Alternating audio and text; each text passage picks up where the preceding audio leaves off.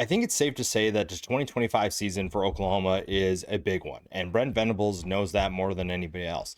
Made a couple of changes in terms of coordinators, brought in a bunch of talent from the transfer portal, and the Sooners are hoping to take some big steps forward for many reasons in 2025. We take a deep dive into the Oklahoma Sooners to see what we should expect from them this season. Now, when Brent Venables took over as head coach of the Oklahoma Sooners, there were a lot of people that knew that he deserved a head coaching job, and that still is true despite his struggles. This is a guy who is a great defensive mind, and I think is going to be a good head coach. It's just that you stepped into one of the more challenging positions in college football. Being able to compete in the SEC is a different animal, and being the head coach of an SEC team is going to be tough nonetheless. Now, last year didn't go exactly how they wanted to. The quarterback position was a big reason why. The offense was full of ups and downs. So you bring in Ben Arbuckle from Washington State, and you bring in his quarterback with him. Brent Venables also decided that he is going to be calling the plays, which makes sense. If he's going to go down with the ship, he's going to do it the right way. And he's not going to let someone else be the reason that he gets fired. He's just trying to keep his job at this point, and he's trying to get this program to where they expect to be. Now, bringing in Arbuckle means that you get John Mateer with him, and that's part of the big names that you get in the transfer portal. You also bring in Jaden Ott. I think that was one of the better additions of the transfer portal this year, and we will see how well this group can play with those two running the show. You brought in a number of new wide receivers that are going to step up. Now, granted, injuries definitely hurt them immensely last year, and that is going to be an interesting position to pay attention to in 2025. So that's a group that needs to take a step forward, but you do have some intriguing players that could step up. You lose a number of players to the transfer portal. You lose a handful of players to the NFL draft. So losing guys like Billy Bowman, Ethan Downs, Danny Stutzman, those are going to be the guys that you definitely miss. But overall, I think that this fan base feels that they have the right pieces in place still. They brought in some promising talent, and it's just going to be a matter of time to them before things get fixed. And again, Venables has the ability to get this defense to where he wants it to be, and he thinks that they brought in the right guy offensively to make improvements. Now, Arbuckle's offense will look a little bit different than what Oklahoma's offense was last year, and it all starts with John Mateer. Now, John Mateer is a very interesting quarterback, a dual threat quarterback that has the ability to make plays with his arm.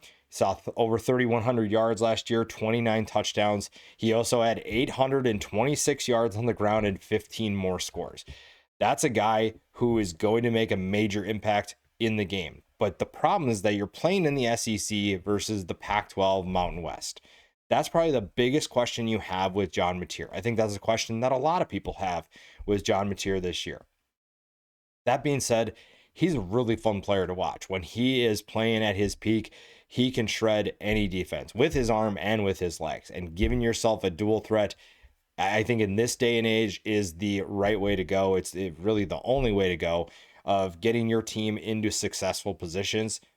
He is going to be someone that has a great effect purely because he plays quarterback, but because of his abilities. He is someone that can open up the field. He can open up the offense. And there are a lot of positions that will make or break his success at times. But I think that there is a little bit more stability than people might realize. There are plenty of questions still, but John Mateer coming in, it gives you that stability at quarterback, and then it just comes down to who else is going to step up in a big way. The running back position is an area that they addressed as well by bringing in Jaden Ott. Now, his numbers look relatively average from last year, but if you go back 2 years ago, you see when healthy, he is one of the best running backs in college football. He's an explosive threat, and he is someone that will give John Mateer an extra weapon to utilize in this offense. A guy who can break off big runs and make big plays, explosive runs.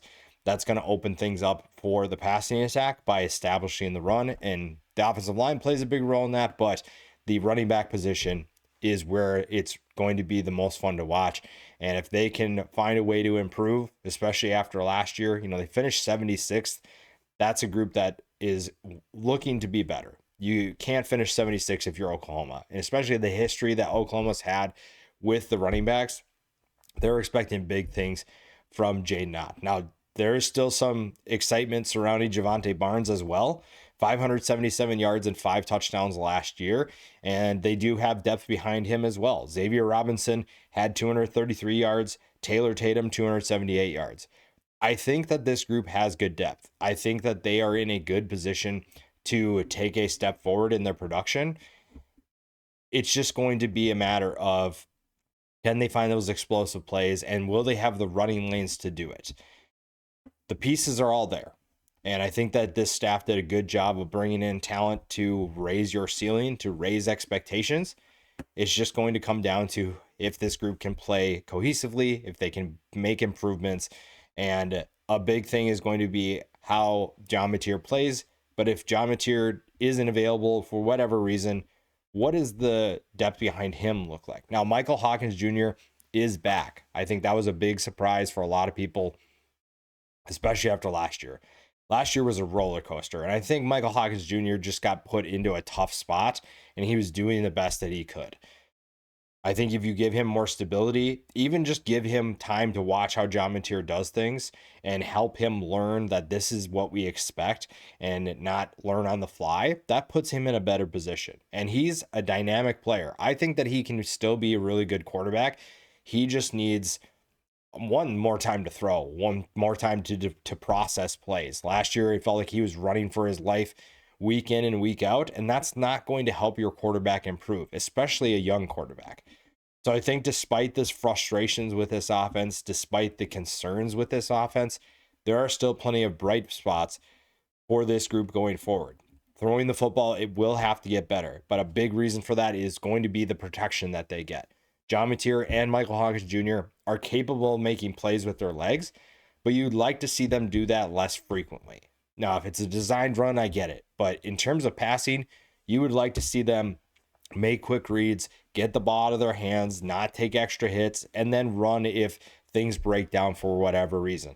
Last year, we saw that way too much, and that's a big area where you could see this team take massive steps forward, is if they have the time to throw and have the time to make plays. Again, this offense is going to look different. So the offense should allow for the quarterbacks to get the ball out of their hands. Maybe you're going to see more quick screens, quick throws that allow them to get the ball out of their hands and not take those hits, to make quick decisions and get in a rhythm early. Mateer has plenty of options. You bring in Giovanni Gibson from Arkansas Pine Bluff. He is someone that is looking to prove himself at this level, and I think that this coaching staff feels really good about what he can do. 6'2", 216 pounds, averaged 17.3 yards per catch last year. But like we talked about with some of these lower level transfers, playing at this level, playing in the SEC requires you to step your game up to a different realm that you maybe haven't played before. You have the tools, you have the abilities. We'll see if that pans out. I think a lot of people forgot about Deion Burks once he went down with an injury. He is someone that last year, when we were talking about Oklahoma, Deion Burks was a guy that so many people were excited about. So I think we have to keep that in mind. I think that he still has those abilities. He just has to stay healthy. I think that if we were wrong, then we were wrong. But Deion Burks is someone who a lot of people were really hyped up for going into the 2024 season, and the hype has definitely died. I don't think anybody's really talking about Deion Burks and what he can do this year. That's almost a good position for him to be in, to be able to remind people, hey, I can still play. I have explosive abilities. I can make big plays. This is a great opportunity for him. Same thing with Jayden Gibson. Jayden Gibson was having a really good year in 2023, and then it had to miss the entire 2024 season. Averaged nearly 27 yards per catch on the 14 receptions he had in 2023.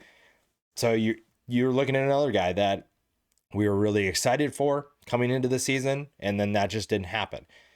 It's almost like Oklahoma's an underdog in a way, and I think that's a really good place for them. Back against the wall, coaching staff's feeling the pressure. That almost feels like it's a good position for them to be in, so they can show we're still capable of making things happen. We are still capable of competing with the best of the best. Isaiah Satanga comes in from Arkansas. And I think that he'll be an interesting fit in this offense. It wasn't the most highly coveted addition for a lot of teams. They weren't exactly looking to add him, but this staff feels like he's a good fit. And especially in this offense, when you need options, they do have that. The depth behind them feels like it's in a good place too. You bring in a number of transfers that are going to contribute right away in this rotation, but you also have a couple of returners coming back as well. Zion Kearney and Jacob Jordan are two guys to keep an eye on in that regard, looking to take a step forward in their production. Again, if you're going to throw the ball as much as I think they're going to, there's going to be opportunities for everybody. You bring in Jermichael Carter from McNeese. He is someone that took a step this offseason. There were some concerns about his ability to compete at this level, and he's also, I think, bulked up a little bit to make people feel a little bit more comfortable with what he's capable of doing. Keontez Lewis, the Southern Illinois transfer, same thing.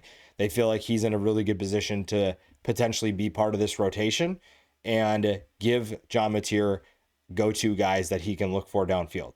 The tight end position is kind of in flux right now. Will Huggins is right now a guy that could be the starter. There's definitely multiple options. He comes in from Pittsburgh State. Jaron Kanak is going to be coming back to the offensive side of the ball.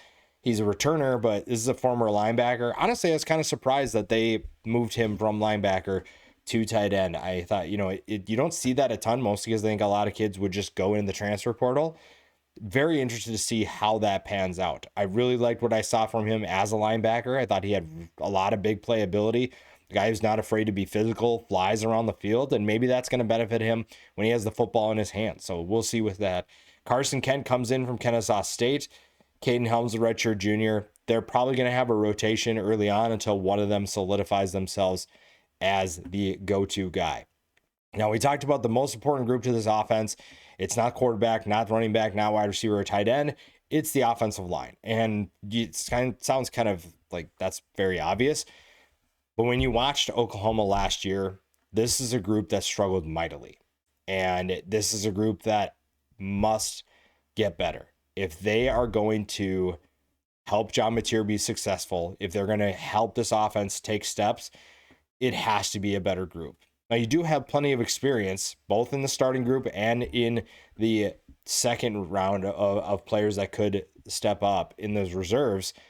Who is going to be the reliable player?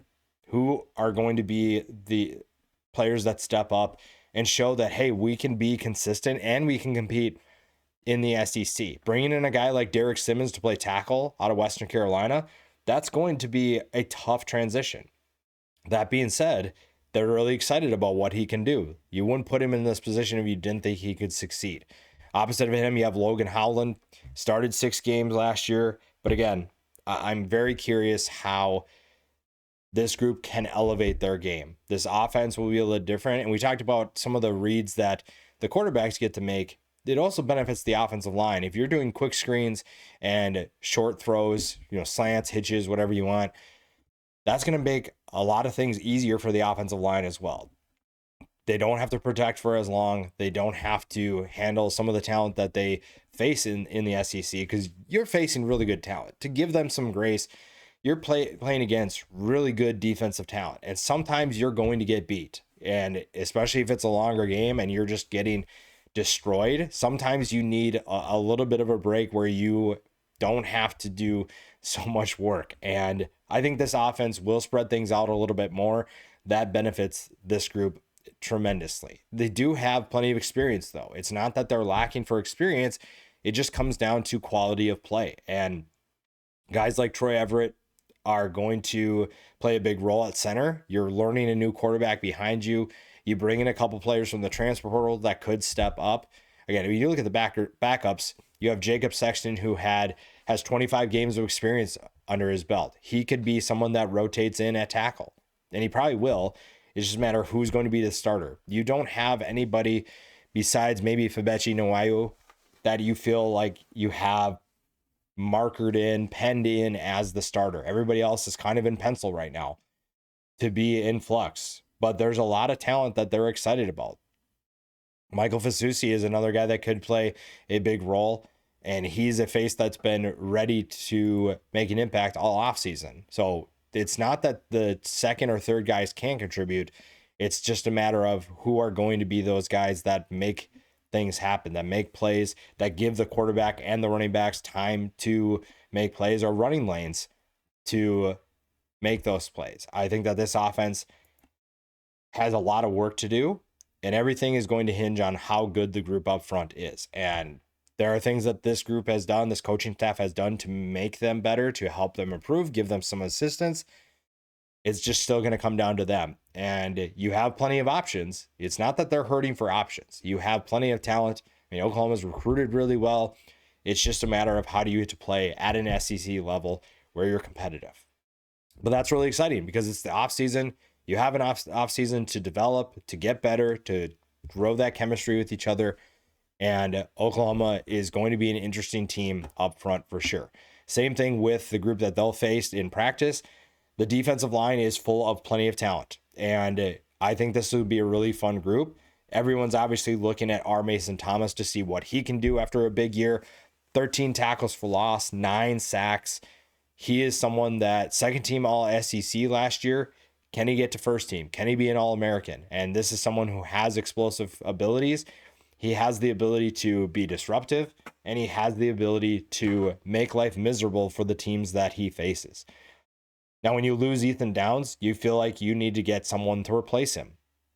So you bring in a Marvin Jones Jr.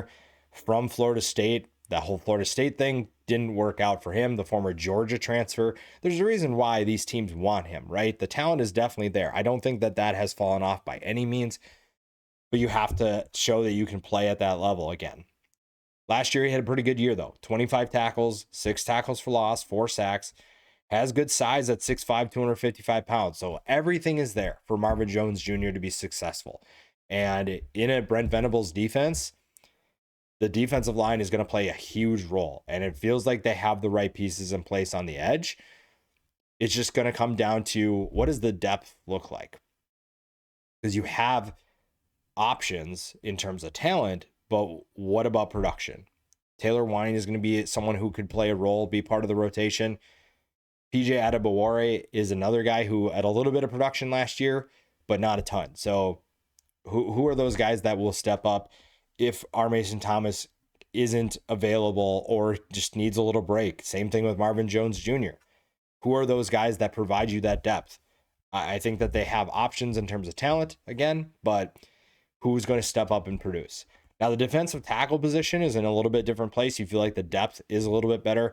Dominic Williams and Jaden Jackson are 2 of the better names that you probably don't know in the SEC. And the production is not going to be there. And it's not because they can't produce. It's they play positions that are so tough to stand out. They play positions that are almost thankless positions, just like the offensive line. Interior defensive linemen, if you're as productive as some of the best, you're in that conversation as one of the best of all time because that's how productive you are and that's how good you are. But teams have gotten so good at protecting the interior where they're going to send extra help. So you're facing double teams on a daily basis, on a play-by-play basis, and you're going to have to figure out how to just hold your own. And that opens things up for the guys around you, but that doesn't mean you're not making an impact. Dominic Williams is someone who did that last year at Oklahoma. He did it at TCU. Jaden Jackson, same thing. But these are 2 guys that have the strength, have the power to make plays. It's just they may not put up the biggest numbers. That being said, there is good depth behind them. David Stone is back, considered going somewhere else. He did enter the transfer portal, comes back to Oklahoma. Grayson Halton is going to be another guy that was productive last year, 30 tackles, 6 tackles for loss, 5 sacks. So he'll be someone that is in that rotation as well. The defensive tackle position, you need to have depth. And we saw that in the transfer portal too, right? We saw a number of teams that their biggest need at times was defensive tackle. And you've heard everybody talking about it, whatever you're listening to, podcast, YouTube channel. Defensive tackle has been a high need for everybody. And it's just tough to find those guys. So you almost have to recruit the right guys and hang on to them. Oklahoma's in a good place, though, I think. I think they have the right pieces in place, especially in the starting lineup up front, where you can make things happen. And when you look at some of the defenses that Brent Venables had at Clemson, the defensive line was the biggest reason why they had success, because they were disruptive, because they were making plays. Now you get a chance to see that at Oklahoma. You have the right pieces in place. You have the talent to make that happen. They just have to take that step and be the dominant group that they can be. That also helps the guys behind them. The linebackers are talented. There's definitely not many questions about the starters. It's just going to be depth. Kip Lewis and Kobe McKenzie will come back and they will be solid contributors. But what do you have after them? You look at what the depth is behind them. You have a guy like Sammy Omosigo that could be part of that rotation this year. And he had a solid season in 2024. 39 tackles, 5 tackles for loss. Lewis had 65 tackles, 4 tackles lost. McKenzie, 30 tackles, 3 tackles for loss. Now, you do bring in an interesting player in Kendall Daniels, who's probably going to play the cheater role for them. We'll talk about him more in a little bit. But if they need him to slide into linebacker, they probably could. It's not his best position, but they have an option to slide him in if needed. That's going to be the biggest question. Who are those guys that will step up if you need someone to? Who are those guys that can contribute if injuries play a role? If this group can stay healthy, you feel like they're in a great position to be successful. And honestly, the numbers were decent last year. When you look at what the Oklahoma defense had, it wasn't a group that struggled like the offense. This is a group that kept them in a lot of games and was a big reason why they were even in some of those games for as long as they were. And now this year, you feel like you're going to not only just be in games, but maybe win more games than you did last year. A lot of that hinges on the offense, but the defense should be as expected and everything should be the same, if not better. The secondary is going to play a part in that as well. And I think that Brent Venables will tell you that this is a group that has the ability to be really special this year. Eli and Peyton Bowen are back, and those are two guys that are still up and coming and have their best football ahead of them. That cheetah position that we talked about before, Kendall Dolby, I think, will be the guy that will get a large majority of the opportunities, but you do bring in Kendall Daniels to push him. Reggie Powers is also someone that could play that position as well. Gentry Williams is back after only playing 2 games last year. He is someone that has potential to be a special corner for them, but he's got to stay healthy. Health is just kind of the biggest thing that they ran into last year. And guys staying healthy is going to be a big reason why they're successful if they turn out to be. Jacoby Johnson will be behind him to potentially contribute. Maybe a guy like Devin Jordan could step up as well if they need him. The safety positions, you have Peyton Bowen and you have the playmaker in Robert Spears Jennings. 66 tackles last year, 5 tackles for loss, 1 interception, 4 forced fumbles. This is a guy who is doing everything, making plays left and right. And he's a special player that I think will have a really big year for Oklahoma. Behind those 2 guys, you have Jaden Hardy, Michael Boganowski. Those are 2 guys that don't have a ton of experience, but are ready to step up if needed. So the secondary feels like it's in a good place. The secondary has plenty of talent to make this defense just as successful as it was last year, if not better. Again, with Brent Venables calling the show, you feel like you're in a good position. You have all the right pieces. It's just going to come down to execution. Can you make plays? Can you be consistent? Can the defensive line be disruptive? While the secondary is really good, if the defensive line isn't being disruptive, it's honestly not going to matter. You have to find ways to slow down offenses, and a big way you do that is up front. Now, the secondary does have the players to make plays. You want to see them pick off probably a few more passes than they did last year, but they have the talent to do that. Again, health is going to be a concern, but you have the talent, and it feels like the depth at certain positions where you're in a good place. Now, if the wrong positions get injuries, then maybe the depth becomes a question mark, but for now, you feel like you're in a good place. Now, Brent Venables knows that he has to win football games. That is a big thing for him this year, and the over-under right now is set at 6.5. I think a 6-6 season would be problematic. I don't know if that means that he's safe. That's going to be the biggest question that we have early on. And the schedule has a couple of easy games, but also 2 games that are going to make or break this season, in my opinion. I think that the Illinois State game obviously is a win. The Michigan game at home. Now, I do like Oklahoma in that game right now, but we'll see what Michigan looks like at the time. That is going to be a tough one, but a win in that game builds a ton of confidence in this team. So when you go to Temple, which is random, but if you are looking at opportunities to build momentum, that Michigan game and the Auburn game, both of those are at home. And if you're looking for a strong start, you have to go 5-0 in these first 5 games. You will win 3 of them for sure. It's just Michigan and Auburn are those 2 questions. Because then after that, you go Texas at a neutral site, at South Carolina. That's a tough 2-game stretch. Ole Miss and Tennessee are going through a transition, but if you're off to a hot start, Oklahoma should be the favorite team in those 2 games. Then you get a bye week before you at Alabama, Missouri, LSU. Now we'll see if Missouri is actually going to be a competitive team or not, but the Alabama game and the LSU game are for sure going to be tough. That's what makes this schedule so difficult, is the second half of the season presents more challenges obviously than the first, but there's still multiple challenges that Oklahoma has to navigate. That being said, the ceiling for this team is 9-3. This is a schedule that is very difficult, but there are winnable games. I don't want people to think that just because this is a hard schedule, it doesn't mean that Oklahoma can't win. They can win. It's just that the schedule is also difficult, where I could see a 5-7 season happening if things go really wrong. And obviously Brent Venables is probably gone if he goes 5-7, or we'll see how they start. But, you know, if they lose to Michigan and Auburn, is he gone after that? Or they wait to Texas? I don't know. That's the biggest thing, is what kind of start do we see from Oklahoma? If it's that 3-0 start, 5-0 start, what will the fan base feel? What will they think about that? Now, there's an optimistic feeling for this group in the channel as well. 18% of you think they'll finish 1st through 4th in the SEC. That would be a big year for Oklahoma, especially with this schedule. That means that they have taken leaps and bounds from last year. 53% say 5th through 8th. I still think that's optimistic. I still think that that's a good season for them. It just depends obviously on where 5th through 8th they are and what that record actually looks like.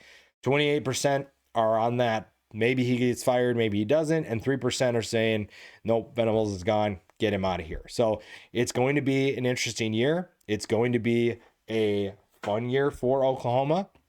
There's a lot that could go right for this team, and I think that the fan base is a little bit anxious about that. There are opportunities to kind of ease those concerns, show that Brent Venables is capable of being a good head coach, and this is a team that could get back to being competitive in the SEC this year.